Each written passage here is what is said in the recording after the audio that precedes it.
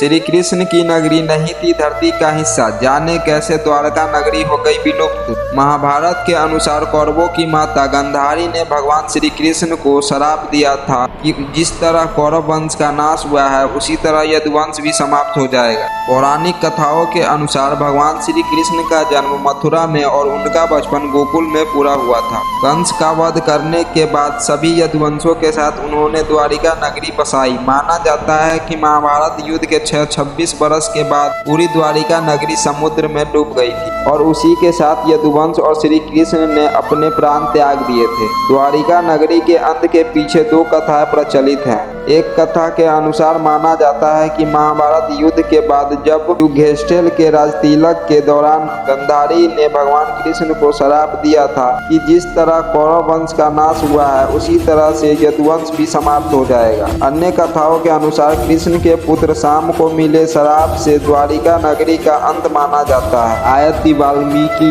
नारद मुनि और अन्य आरसी द्वारिका का भ्रमण करने आए थे। तब शाम उनका उपवाहन करने के लिए गर्भवती स्त्री का रूप धारण करके उनके पास गया।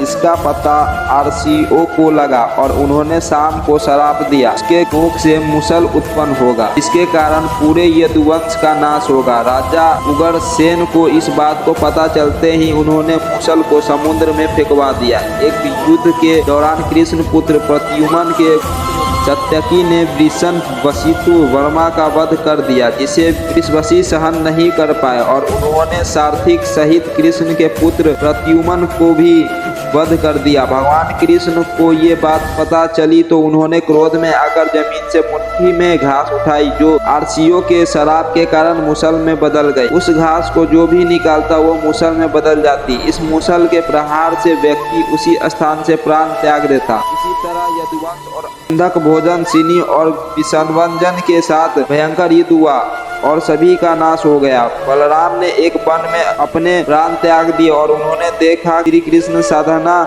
में मिलन हो गए। एक शिकारी ने दूर से उन्हें हिरण समझकर बाण चला दिया जिससे उनकी मृत्यु हो गई। भगवान कृष्ण की प्राण त्यागते ही द्वारिका नगरी समुद्र में डूब गई। पुराणों के अनुसार द्वारिका धरती की हिस्सा नहीं थी। कृष्ण जी ने समुद्र देव से उद्धार मांगा था, इसी कारण कृष्ण ने बाद नगरी समुद्र में डूब गई।